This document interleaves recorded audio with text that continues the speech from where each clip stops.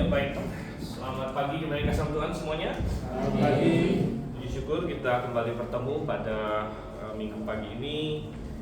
Dan sebelum kita kebaktian umum, kita mau belajar firman Tuhan terlebih dahulu, terutama dalam sejarah Israel dan Yehuda ya. Kita ada lembar yang baru karena kita mau masuk kepada raja yang baru sekarang. Nah, kita beralih lagi ke selatan.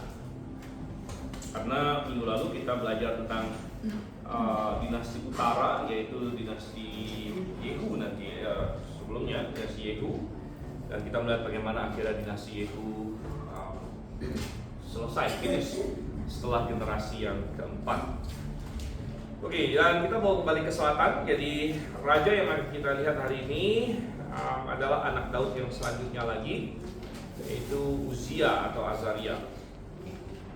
Oke, dan tentu ada catatan tentang dia di dua raja-raja, tapi catatan di dua raja-raja ini tergolong pendek, hanya 7 ayat saja, dan jauh lebih lengkap adalah catatan tentang dia di Tawarik, dan polanya kira-kira seperti itu, terutama khusus untuk raja-raja Yehuda. Itu informasi tentang mereka lebih lengkap di kitab Tawarik, karena kitab Tawarik fokus di Yehuda saja, sedangkan kalau di raja-raja dia beralih, kadang Yehuda, kadang di utara dan lain sebagainya. Oke, jadi kita buka Alkitab kita. Sebelum kita berdoa, kita baca dulu 2 Tawarik pasalnya yang ke-26. Ya, 2 Tawarik pasalnya yang ke-26. Kalau sudah dapat silakan mengikuti. Saya akan membacakan ayat 1 sampai dengan ayat yang ke-23. Baik ya. Demikian firman Tuhan.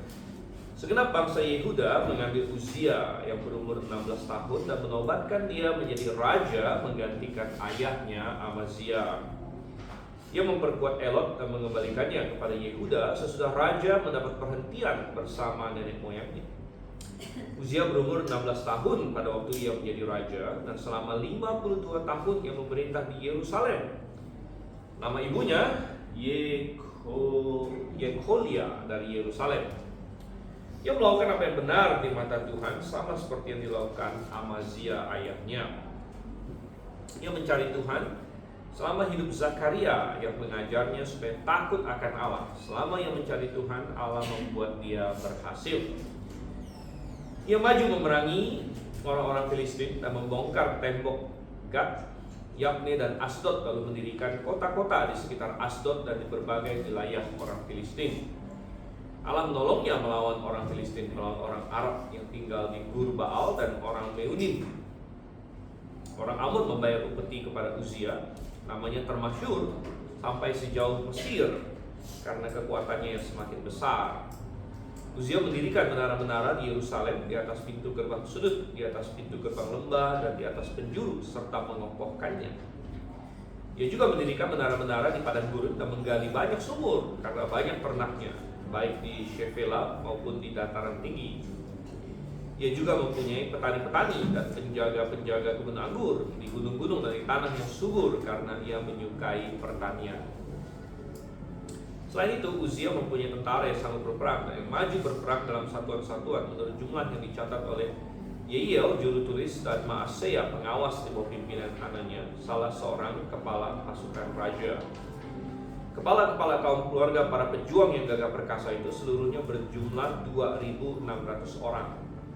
Mereka memegang pimpinan atas tentara yang beranggotakan 307.500 orang yang gagah perkasa dalam berperang untuk membantu raja menghadapi musuh.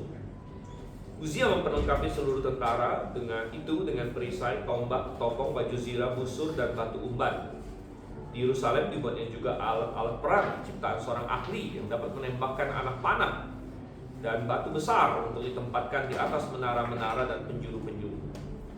Nama raja itu termasyhur sampai ke negeri-negeri yang jauh karena ia ditolong secara ajaib sehingga semakin kuat. Ketika sudah kuat, ia menjadi tinggi hati hingga ia terjerumus binasa. Ia berlaku tidak setia kepada Tuhan Allahnya dan memasuki bait Tuhan untuk membakar dupa di atas mezbah pembakaran dupa. Tetapi Imam Azaria mengikutinya dari belakang bersama 80 imam Tuhan, orang-orang yang berani.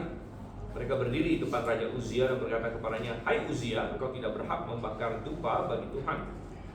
Hanya para imam keturunan Harun yang telah dikuduskan yang berhak membakar dupa. Keluarlah dari tempat kudus ini, karena engkau telah berlaku tidak setia. Tidak akan ada lagi kehormatan bagimu dari Tuhan Allah." Uzia yang sedang memegang bokor untuk mempersembahkan dupa menjadi marah. Sementara amarahnya meluap terhadap para imam, timbullah pada dahinya penyakit kulit yang menajiskan di hadapan para imam di rumah Tuhan dekat mezbah pembakaran dupa. Ketika imam kepala Azaria bersama semua imam lainnya memperhatikan dia, maka tampaklah di dahinya penyakit kulit yang menajiskan. Mereka segera mengusirnya dari sana dan ia sendiri cepat-cepat keluar karena Tuhan telah menimpakan tulah atasnya. Raja Uzia menderita penyakit kulit itu sampai hari kematiannya, dan sebagai orang yang sakit kulit dia tinggal dalam sebuah rumah pengasingan karena dikucilkan dari rumah Tuhan. Yotam putranya mengepalai istana raja dan menjalankan pemerintahan atas rakyat negeri itu. Selebihnya dari riwayat Uzia dari awal sampai akhir ditulis oleh Nabi Yesaya bin Amos. Uzia mendapat perhentian bersama dengan nenek moyangnya. Dia dikuburkan di samping nenek moyangnya di ladang dekat pekuburan raja-raja karena kata orang ia berpenyakit kusta. Lalu Yotam putranya menjadi raja menggantikan dia. Oke, mari kita berdoa terlebih dahulu. Dan saya minta Pak Oman seperti kita contoh. Kita berdoa. Tuhan, terima kasih Tuhan buat sekolah minggu pada pagi hari ini. Engkau memberkati Tuhan setiap kami Tuhan yang mau belajar Tuhan firman-Mu, biar kami semakin menangkal, semakin mengasihi memberkati Pak Stephen yang akan mengajarkan firman-Mu kepada kami dan nikmat-Mu buat Pak Stephen. Terima kasih Tuhan, dan dalam nama Tuhan Yesus kami ucap syukur. Amin. Amin. Oke, baik. Kalau kita tadi perhatikan, saya membaca dari Alkitab terjemahan TB 2 ya, dan pasti ada sedikit perbedaan beberapa istilah. Misalnya TB 1 pakai istilah kemenyan, di TB 2 pakai istilah dupa. Kemudian yang menurut saya kurang bagus adalah di TB 1 pakai istilah kusta, yang di TB 2 pakai istilah penyakit kulit saja, penyakit kulit yang menajiskan ya. Dan ada beberapa istilah lain, tapi setelah di sini kita masuk ke seorang raja namanya Raja Uzia. Nah, dia ada dua nama. Kalau di raja-raja namanya disebut Azaria, dan kalau di Tawarik dia disebut Uzia. Tapi coba kita lihat dalam isian kita dulu. Nomor 1 terbelakang ya. Kita baru saja membahas dinasti Yehu ya di utara. Jadi kembali kita diingatkan bahwa kita bicara mengenai perpecahan Israel, dan ya waktu itu Israel dibagi dua ya. Yerusalem di sini dan perbatasannya kira-kira seperti ini lah. Jadi di bawah sini adalah wilayah Yehuda.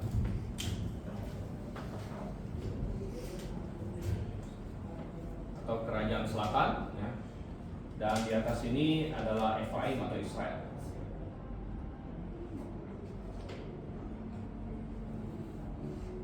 Efraim atau Israel ya. Dan ya ini adalah pembagiannya waktu itu yang terjadi di zamannya Yerobeam bin Nebat. Nah, di Israel sendiri sudah silih berganti beberapa dinasti. Terakhir ada dinasti Yehu. Dinasti Yehu termasuk yang paling lama bertahan di Israel, karena semua dinasti yang lain itu paling 2 generasi, 3 generasi. Tapi Tuhan berjanji kepada Yehu karena dia melaksanakan sebagian firman Tuhan. Dia anaknya akan memerintah sampai keturunan yang keempat. Ya, kita sudah lihat itu. Terakhir anaknya yang bagus adalah Yerobeam bin Yoas. Nah, ini yang terakhir yang lumayan kuat, karena setelah itu anaknya ada Zakaria namanya langsung mati juga. Sedangkan yang di selatan, tidak di sini, ini terus dari awal adalah dinasti Daud. Ini adalah karena perjanjian Tuhan dengan Daud, bahwa Daud akan selalu memerintah, keluarganya akan kekal Jadi berdasarkan perjanjian, karena anak Daud ini ternyata ada yang kacau-kacau juga. Ada yang bagus, ada yang kacau. Tapi minimal masih ada yang bagus. Sedangkan yang di utara tidak ada satupun raja, kalau kita baca dalam 2 raja-raja yang dalam penilaian Tuhan itu baik. Nggak ada. Semuanya penilaian Tuhan buruk, jahat. Nah di selatan ada yang Tuhan nilai baik, ada yang Tuhan nilai tidak baik. Nah, sampai kita kepada Azaria atau Uzia. Nah, coba kita lihat sini.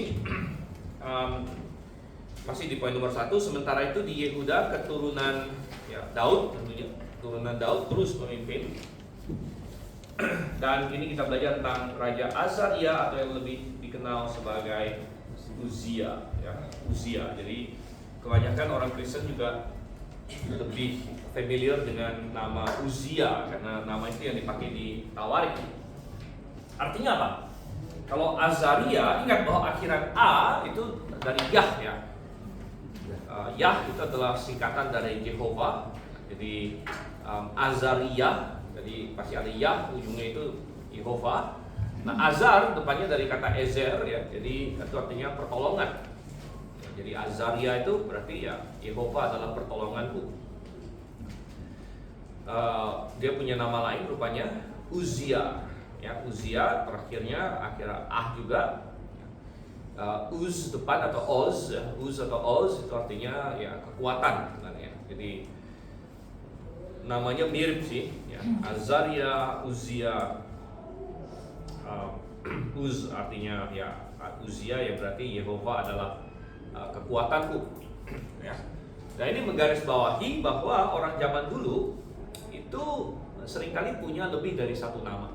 Ya, dan kita dapatkan itu. Kadang-kadang lebih dari satu nama itu bisa didapat dari dia lahir sudah dikasih lebih dari satu nama. Ya. Ada juga yang dia punya lebih dari satu nama karena di tengah-tengah hidupnya dia menambah nama lain lagi. Dan ini contohnya Yakub ya. Yakub di tengah-tengah dia akhirnya dapat nama apa? Israel. Ya. Abraham dapat nama Abraham. Ya. Kemudian Simon, Tuhan Yesus kasih nama apa? Petrus sama dia atau Kefas. Nah ini harus kita ingat-ingat setiap kali kalau misalnya dalam Alkitab kita membaca ada 2 perikop, kenapa di sini namanya ini, kenapa di sini namanya ini, sepertinya berbeda gitu. Ya kita tidak perlu langsung berkata wah terjadi kesalahan dalam Alkitab, ya sama sekali tidak. Ya, tetapi seringkali pada zaman itu orang memang punya lebih dari satu nama. Nah sebenarnya itu bukan hal yang aneh karena hari ini pun orang punya lebih dari satu nama, banyak, gitu ya. Ya karena cuman kalau hari ini dibedakan ada nama depan, kemudian ada nama tengah, ya, nama belakang, begitu kan. Nah kalau zaman dulu ya tidak di sistematisasi di nama depan kamu, nama belakang kamu, enggak seperti itu kan. Cuman pokoknya dia ada beberapa nama saja.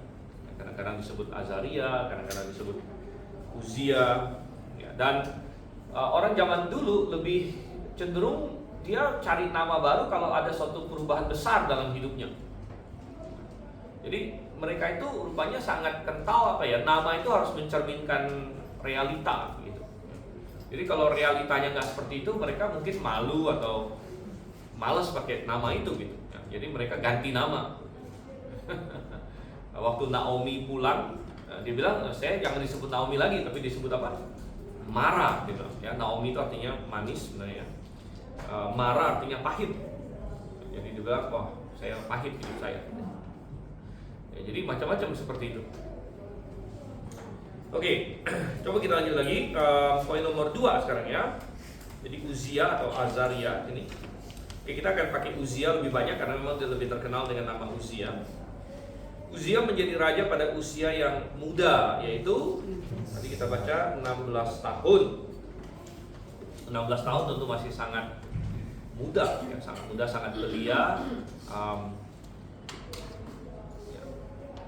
Walaupun bukan yang paling muda, karena yang paling muda pernah tercatat menjadi raja adalah Raja Yoas. Ingat itu ya, dia 7 tahun dia sudah menjadi raja. Oke, umur 16 tahun dan secara umum pemerintahannya dinilai, tadi kita baca apa? Ya, secara umum dinilai baik oleh Tuhan. Tadi kita baca di ayat 4 ya. Ia melakukan apa yang benar di mata Tuhan. Jadi secara umum benar. Dan tapi kita akan lihat nanti ya. Bukan berarti dia tidak melakukan kesalahan ya, sama seperti Yosafat. Contohnya Yosafat dinyatakan benar oleh Tuhan, tapi juga ada kompromi ya. Nah, demikian juga Yehu ada nggak melakukan hal yang baik? Ada, tapi secara umum Tuhan masih nilai jahat ya. Oke, dan dia memerintah untuk waktu yang lama sebelum itu, dan diperbandingkan dengan ayahnya Amazia. Coba kita lihat ya, pasal 26 ayat 4, ia melakukan apa yang benar di mata Tuhan sama seperti dilakukan oleh Amazia ayahnya. Nah, kalau kita bicara sama seperti Amazia ayahnya, kita agak sedikit was-was ya. Karena Amazia itu di tengah jalan dia error begitu. Di tengah jalan error. Dan waktu Amazia memerintah juga dikatakan Amazia berlaku apa yang benar, tapi seperti Yoas ayahnya. Jadi masih ingat 3 raja terakhir kan? Yoas, kemudian Amazia, ya, Yoas, Amazia, Azaria atau Uzia. Yoas, Amazia, Azaria. Jadi 3 raja ini nanti kita akan lihat adalah raja-raja yang memulai dengan baik, tapi mengakhiri dengan kurang baik. Jadi 3 raja berturut-turut, Raja Yoas, Raja Amazia, Raja Azaria atau Uzia itu memulai dengan baik tapi mengakhiri dengan buruk. Nah, ini menjadi suatu peringatan bagi kita. Bayangkan 3 raja berturut-turut ya, semuanya seperti itu. Nah, mengingatkan pada kita bahwa mengakhiri dengan baik adalah sesuatu yang penting. Dan oleh karena itu ketika Paulus sudah mau dipenggal, dia bilang apa? Aku sudah mengakhiri pertandingan yang baik. Aku sudah memelihara iman. Sudah tersedia bagiku sekarang mahkota kebenaran. Jadi bukan hanya kepadaku, tapi kepada setiap orang yang menantikan merindukan kedatangan Tuhan. Jadi kalau kita belajar sesuatu dari raja-raja ini adalah bahwa kita harus mengakhiri dengan baik. Dan mereka semua beda-beda ya, tahun pemerintahannya. Tapi semuanya harus mengakhiri dengan baik sebenarnya. Oke, dan dia memerintah untuk waktu yang lama, yaitu berapa? 52 tahun. Wow, ya, 52 tahun. Dan ini rekor ya, rekor terpanjang kedua dalam sejarah Yehuda. Nah, siapa raja Yehuda yang memerintah paling lama? Ya, kita belum sampai ke situ, tapi nanti Raja Manasye akan tercatat memerintah paling lama. Dia akan memerintah 55 tahun. Tapi kedua terpanjang adalah Uzia atau Azaria. Ya, dan suatu pemerintahan yang panjang sekali, lebih dari setengah abad. Lebih dari setengah abad. Nah, ini menarik karena saya ada khotbah juga di ini waktu awal tahun lain sebagainya. Kalau kita buka di dalam ya Yesaya pasal 6 nanti ya, dia ada mengacu kepada pada tahun matinya Raja Uzia. Ya, Yesaya pasal 6. Tapi nanti kita akan bahas di raja selanjutnya juga. Tapi Yesaya pasal 6 pada tahun kematian Raja Uzia. Tahun kematian Raja Uzia. Dan kita tidak, bagi kita zaman sekarang mungkin kita sudah terbiasa pergantian politik. Apalagi kita tiap 5 tahun pemilu. Kadang-kadang gaduh juga jadinya. Setiap 5 tahun gaduh-gaduh gitu kan. Nah, ini kalau namanya udah pemilu kan, apalagi zaman sekarang pasti serang menyerang ya. Jadi ribut-ribut lah istilahnya. Ya, kalau yang petahana terpilih kembali ya 10 tahun. Tapi habis itu dia nggak boleh naik lagi. Jadi kalau di Indonesia di zaman modern sekarang ya maksimum 10 tahun. Tapi Anda bisa bayangkan kalau ada politik yang pemimpinnya terutama 50 tahun. Jadi ada pro kontranya nggak? Ya ada gitu. Ya kalau cepat berganti itu, kalau misalnya dapat yang jelek ya nggak usah lama-lama. Gitu kan. Bisa cepat. Tapi kalau misalnya kontranya ya, kalau yang baik juga dia nggak bisa terlalu lama juga. Oke, coba kita lihat poin nomor 3 kita. Hidup Uzia dalam banyak hal mirip dengan ayahnya dan juga kakeknya. Kakeknya siapa tadi? Yoas. Ya. Kakeknya adalah Yoas. Bukan Yoas yang ini ya. Yang Yerobeam bin Yoas. Yoas yang anaknya Ahazia. Oke, dikatakan bahwa Uzia mencari Tuhan selama hidupnya Zakaria. Nah, itu ada dicatat dalam pasal 26 ayat 5 tadi kita baca. Ia mencari Tuhan selama hidup Zakaria.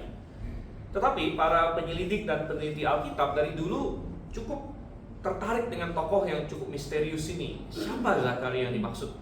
Ya, bahwa Uzia mencari Tuhan selama hidup Zakaria. Zakaria dimaksudnya siapa? Ya, kan? Dan sepertinya tidak ada catatan lain tentang dia. Siapa ini Zakaria ini? Kita tidak tahu pasti siapa dia sebenarnya. Ya, jadi yang penting dia pasti bukanlah. Jadi ada beberapa nama Zakaria dalam Alkitab. Tapi semua nama Zakaria yang lain itu gak cocok gitu. Zakaria yang paling terkenal dalam Alkitab Zakaria siapa? Yang paling terkenal deh. Zakaria yang paling terkenal dalam Alkitab siapa? Bapaknya Yohanes Baptis. Oke, itu Zakaria yang paling terkenal. Tapi nggak mungkin dia dong. Ya nggak mungkin dia. Karena itu jauh sekali ya, ratusan tahun setelahnya.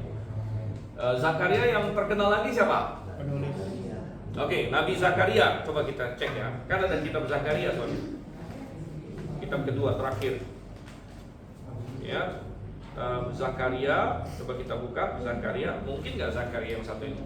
Zakaria penulis kitab Zakaria. Ini Zakaria paling terkenal kedua. Coba kita baca Zakaria 1:1. Dalam bulan ke-8 tahun kedua pemerintahan Darius, datanglah firman Tuhan kepada Nabi Zakaria bin Berekia bin Ido bunyinya. Nah, berarti nggak mungkin ini juga, karena ini Zakaria yang penulis kitab Zakaria ini adalah Zakaria yang hidup di zaman Darius. Zaman Darius itu zaman Persia. Jadi ini sesudah pembuangan. Ya, sesudah pembuangan jauh sekali. Jadi nggak mungkin juga Zakaria yang dimaksud adalah Zakaria yang penulis kitab Zakaria. Nah, lalu di Alkitab ada Zakaria lain lagi. Nah, misalnya ada Zakaria yang kita masih lihat Zakaria di dalam isian kita ya. Tidak, yang jelas dia bukan Zakaria anak Yoyada, masih ingat? Yoyada itu ada anak. Yoyada itu siapa? Yoyada itu ini yang menolong kakeknya Uzia. Ingat kan waktu itu kan Ahazia. Ini anak keturunan Daud nih. Ahazia punya anak Yoas, tapi kan sempat dikacaukan oleh Atalia, masih ingat itu.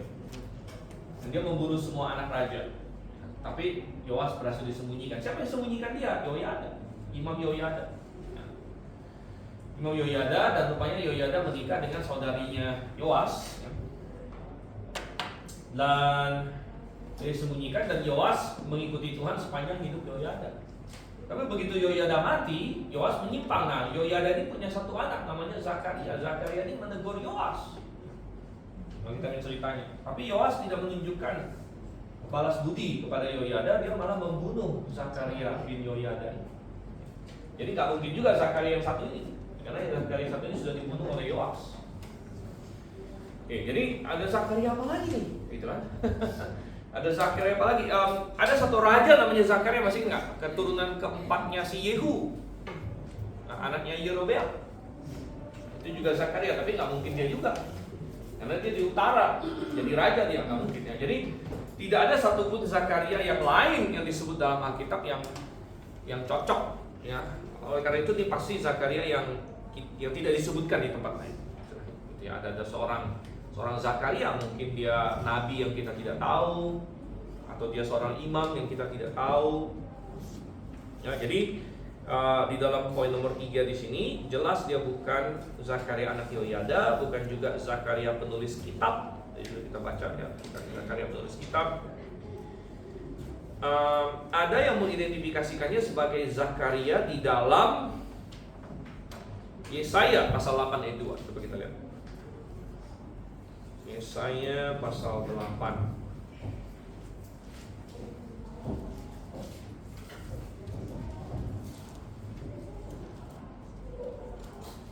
Ya.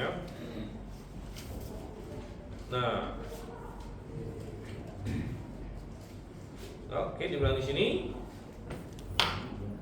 lalu aku memanggil dua saksi yang dapat dipercaya, yaitu Imam Uria dan Zakaria bin Yeberekyah. Ya, jadi memang ada banyak orang namanya Zakaria sih. Ya.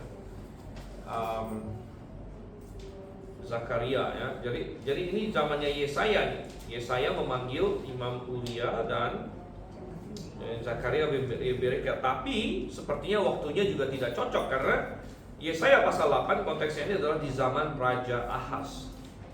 Raja Ahaz itu udah di bawahnya Azaria 3-4 raja lagi gitu. Ya, jadi juga nggak cocok. Intinya kita cuma tahu namanya Zakaria, kita nggak tahu siapa dia yang lainnya. Ya, berarti dia adalah seorang yang mengasihi Tuhan pastinya. Dia adalah seorang yang punya akses kepada raja, kepada Uzia. Dia mungkin menjadi mentornya. Ya mungkin semasa Uzia muda, ya kan ingat dia jadi raja umur 16 tahun. Ya, waktu 16 tahun kan masih perlu bimbingan. Ya, jadi Zakaria ini mungkin mentornya, entah dia seorang nabi, entah dia seorang imam, entah dia seorang bangsawan yang takut akan Tuhan, kita tidak tahu juga. Tapi dia mengajar Uzia. Ya, katanya ia mencari Allah selama hidup Zakaria yang mengajarinya supaya takut akan Allah. Oke, ya. Siapa dia tidak begitu penting, tapi karakternya adalah seorang yang memahami apa ini? Memahami firman Tuhan. Ya. Memahami firman Tuhan. Ya, jadi dia memahami firman Tuhan dan mempengaruhi Uzia untuk kebaikan. Dan B, di satu sisi memiliki seorang yang demikian dalam hidup kita adalah suatu berkat. Dan diberkatilah siapapun yang dari muda memiliki mentor rohani atau memiliki orang yang akan mempengaruhi kamu untuk mencari Tuhan. Dan idealnya ini adalah orang tua misalnya. Ya, karena setiap anak pasti besar, ya, enggak setiap anak sih, karena ada anak yang besar di luar dari orang tuanya, tapi kebanyakan anak mungkin besar di bawah asuhan orang tuanya. Tapi akan sangat menjadi berkat kalau orang tuanya memicu dia, mengajar dia untuk mencari Tuhan. Itu suatu berkat yang luar biasa. Timotius, kita masih ingat Paulus bilang apa? Ada iman yang hidup pada nenekmu Lois dan ibumu Eunike. Ya, yang juga hidup dalam dirimu. Ya, berarti pengaruh dari ibunya dan neneknya rupanya kuat pada Timotius. Walaupun bapaknya seorang Yunani katanya, ya, tapi ibunya seorang Yahudi. Jadi rupanya ibunya mengajarkan Timotius tentang Allah di dalam perjanjian lama, ya, yang kemudian mempersiapkan Timotius untuk menerima Yesus Kristus sebagai Allah yang datang menjadi manusia itu. Ya. Dan jadi ya kalau kita punya tokoh seperti itu dalam hidup kita, tentu kita harus mengucap syukur. Nah, kalau kita sudah dewasa, maka giliran kita menjadi tokoh yang seperti itu bagi orang lain. Giliran kita yang misalnya kalau kita punya anak, ya berarti kita mencoba untuk mengarahkan anak kita untuk mencari Tuhan. Dan tidak harus anak kita juga, ya, di dalam jemaat, ya, orang-orang yang sudah dewasa secara rohani, kita bisa kenal dengan orang-orang yang lebih muda dari kita. Ya. Kita bisa pengaruhi mereka untuk Tuhan. Ini penting ya. Karena memiliki seorang seperti Zakaria, seperti Uzia punya seorang Zakaria, ini sangat menjadi berkat bagi dia. Jadi memiliki seorang seperti itu sangat indah. Oke, dan adalah kredit bagi Uzia bahwa dia mau membiarkan orang seperti Zakaria berperan penting dalam hidupnya. Ya, karena Uzia sebagai raja, dia bisa saja sombong ya, dan berkata, saya nggak mau dengerin Zakaria, ya, saya rajanya dan lain sebagainya. Tapi bahwa dia mau dituntun oleh Zakaria ini adalah hal yang positif bagi Uzia. Tapi C, di sisi lain disayangkan bahwa banyak orang yang tidak pernah akhirnya bertumbuh dewasa dan menjadi kuat dalam dirinya sendiri. Jadi ada sisi positif dan sisi negatif di sini. Ya, dari interaksi antara Zakaria dengan Uzia, di satu sisi positifnya adalah bahwa ada seorang Zakaria, itu positif. Bahwa dia menuntun Uzia, itu positif. Ya. Tapi negatifnya adalah Uzia mestinya tertuntun dan akhirnya menjadi kuat dalam dirinya sendiri. Itu adalah keinginan kita. Ya, bagi yang sudah menjadi orang tua, ya kita ingin, misalnya kita menularkan iman ya. Sebenarnya iman itu nggak bisa ditularkan sih, tapi istilahnya kita mau ya mau membimbing gitu ya, mau membimbing ya, generasi yang lebih muda, entah anak kita, entah siapapun yang di bawah kita ini untuk datang kepada Tuhan, untuk berpaut pada Tuhan ya. Tapi kerinduan kita adalah dia akan akhirnya dia punya hubungan dia sendiri dengan Tuhan yang kuat juga, yang tidak lagi bergantung pada kita ya. Sehingga ketika kita tidak ada lagi ya, entah dia pergi ke tempat lain, entah kita meninggal dunia atau lain sebagainya, ya dia kuat dengan sendirinya karena dia sudah mengenal Tuhan dengan sendirinya ya. Jadi iman dia tidak lagi nebeng dengan kita ya. Nah ini tentu adalah kerinduan ya setiap orang yang benar-benar mengenal Tuhan, yang sudah makin dewasa dan makin masuk kepada generasi akhirnya menjadi generasi yang atas gitu. Pasti adalah kerinduan kita semua ya. Dan sangat disayangkan kalau misalnya ya, tapi biasanya kalau belum diuji belum ketahuan gitu ya. Apakah generasi muda ini, generasi selanjutnya ini dia iman dia itu iman yang istilahnya nebeng saja begitu ya, atau iman yang benar-benar berdiri pada dirinya, berdiri kuat karena dia punya hubungan dengan Tuhan dia sendiri. Nah ini biasanya perlu ujian baru ketahuan seperti itu ya. Nah kita bisa mengingat orang-orang seperti Yusuf yang secara paksa diambil dari lingkungan dia, tadinya dia anak kesayangannya Yakub ya kan, dipindahkan jadi budak. Nah, kita teringat seorang Daniel yang juga secara paksa dipindahkan dari kenyamanan dia di Yehuda tiba-tiba ke Babilonia. Itu adalah tantangan-tantangan. Jadi dia tidak ada lagi rambu-rambu yang tadinya memimpin dia, tapi sekarang dia harus ya, bagaimana iman saya kepada Tuhan sendiri. Nah ini adalah sesuatu yang menjadi pelajaran bagi kita semua. Oke, baik ya. Poin nomor 4. Karena Uzia mencari Tuhan, maka Tuhan menyertai dia. Ya, ini adalah prinsip dalam Alkitab. Prinsip dalam Alkitab. Nah, ini ada di ayat 5 tadi. Ayat 5 ini penting sekali ya. Ayat 5 kan tadi yang kita baca 2 Tawarik 26 ayat 5. Ia mencari Allah selama hidup Zakaria yang mengajarnya supaya takut akan Allah. Kemudian ada suatu prinsip, selama ia mencari Tuhan Allah membuat dia berhasil. Selama dia mencari Tuhan, Allah membuat dia berhasil. Ya, dan kita selalu katakan bahwa ini adalah prinsip rohani. Karena ya, orang-orang dunia ini menghabiskan begitu banyak energi untuk bisa kenal dengan orang-orang penting lah. Apalagi di Indonesia kan katanya. It's not what you know, it's who you know katanya.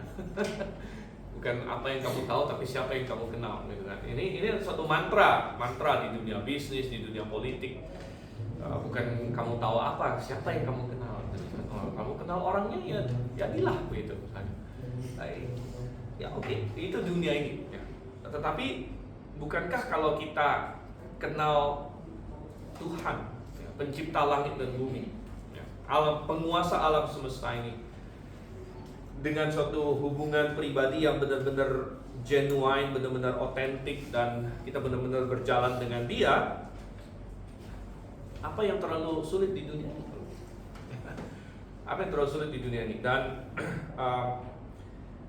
ini yang banyak orang ini ya gagal memahami gitu. Ya, kalau ada orang yang hanya rutinitas saja, oh saya orang Kristen kok, oh ya saya datang ke gereja, tapi tidak benar-benar ada satu kecintaan akan Tuhan, kecintaan akan firman Tuhan, benar-benar berdoa kepada Tuhan dan berbicara langsung kepada Tuhan. Tuhan, apa yang kau ingin aku lakukan, ya bagaimana kau ingin aku membuat keputusan-keputusanku dan lain sebagainya.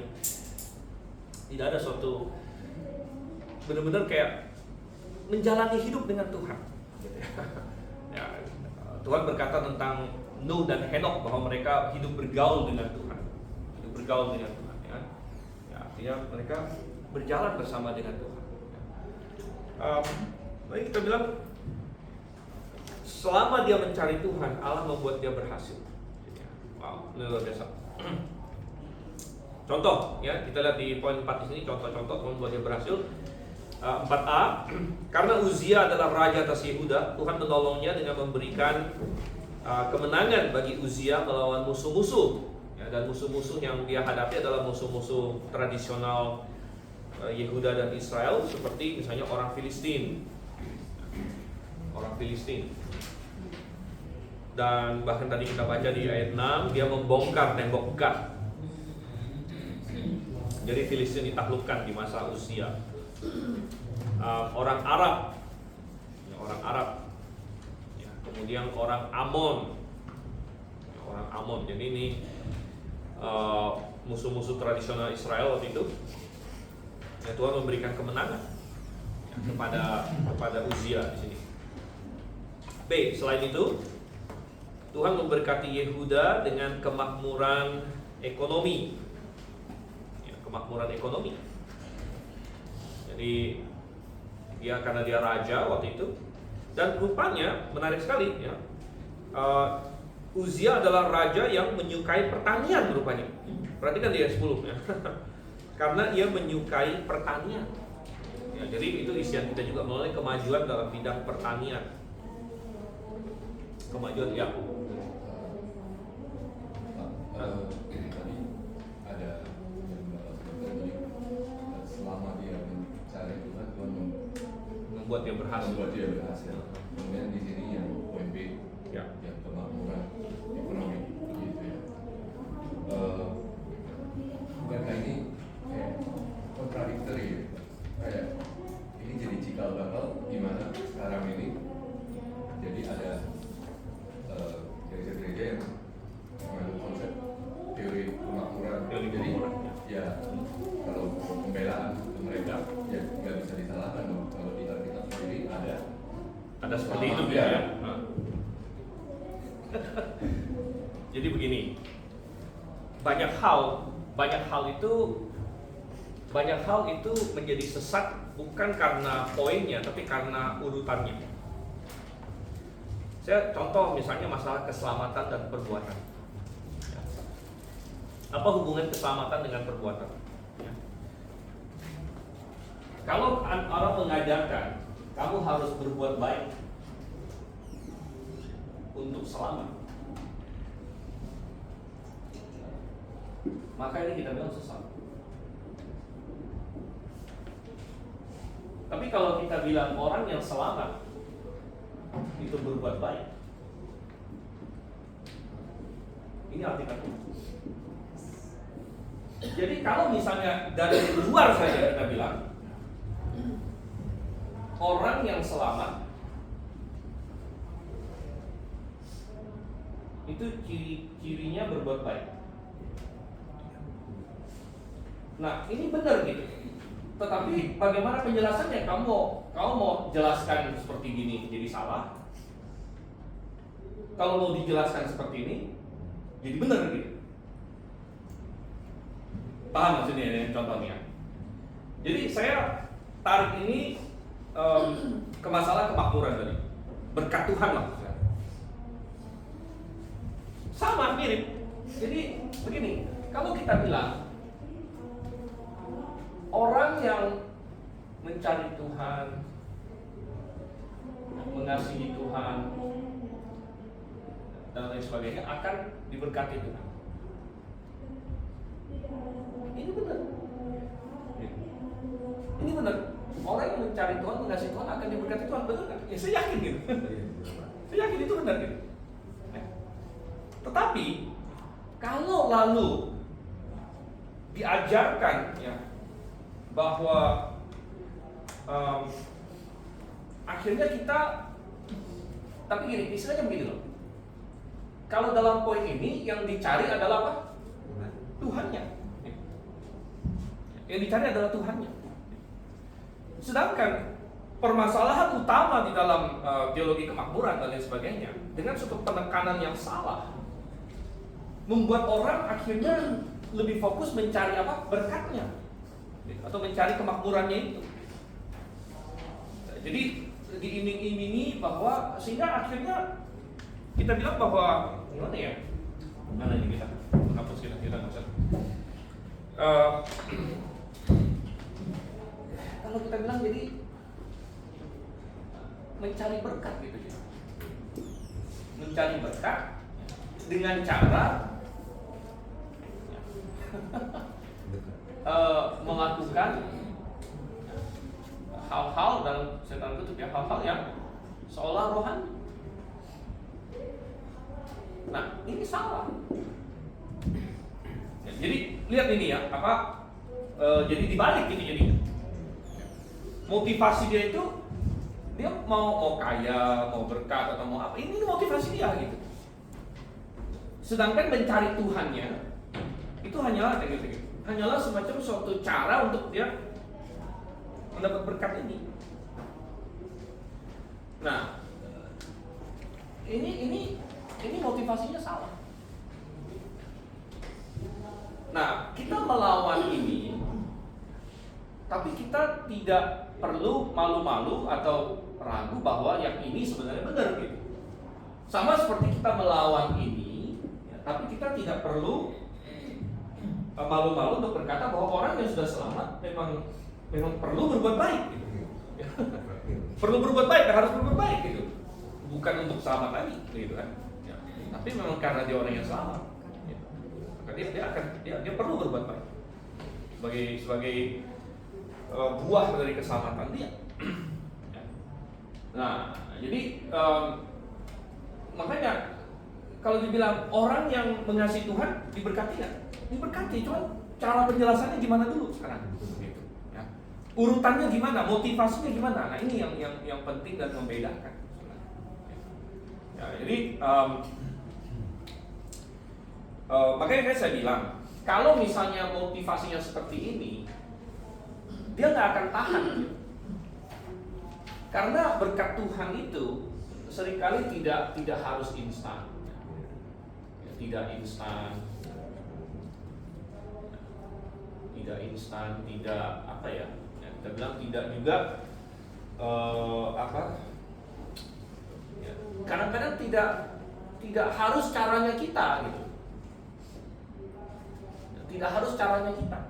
Ya, kadang-kadang kan kita mau mendefinisikan Tuhan, saya maunya diberkati dengan cara ini gitu. Ya, dan biasanya itu moneter atau uang lah atau gimana lah ya, suatu harta kekayaan. Nah, tapi enggak ya, artinya misalnya jadi ini kita bisa jangka panjang, kalau yang ini jangka panjang. Sedangkan ini karena dia fokusnya mencari berkat, biasanya dia nggak tahan untuk jangka panjang. Karena dia maunya ini. Kita lihat contoh orang-orang yang diberkati dalam kitab. Siapa? Misalnya Daud diberkati atau enggak? Kalau kita lihat di akhir hidup Daud, dia hidup sampai 70 tahun. Dia memerintah 40 tahun atas Israel.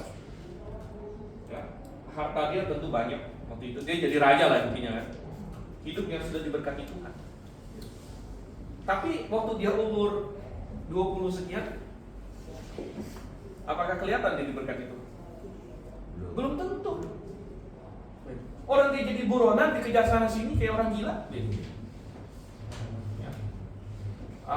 Lari sana sini ya, dari Saul, dari orang Filistin.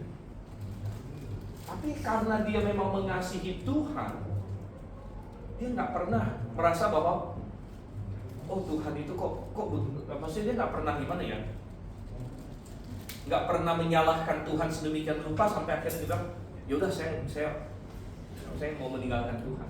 Dia nggak pernah. Karena memang dia mencari Tuhan itu karena dia mengasihi Tuhan, bukan karena dia pengen berkatnya. Begitu. Tapi apakah dia akan diberkati Tuhan? Akan, itu pasti. Nah, cuma sekali lagi tidak harus instan, tidak harus caranya kita, gitu kan? Dan Tuhan ini kan kekal.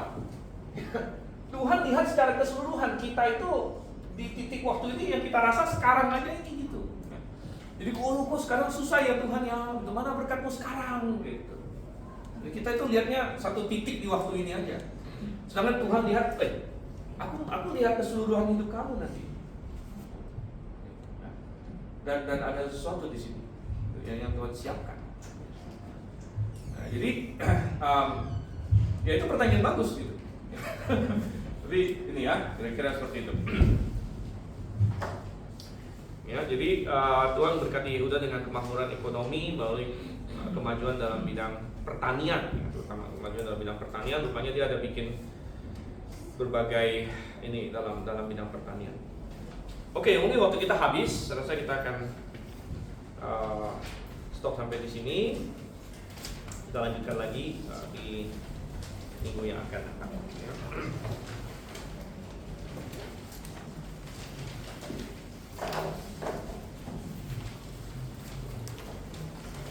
Oke, kita berdoa dulu.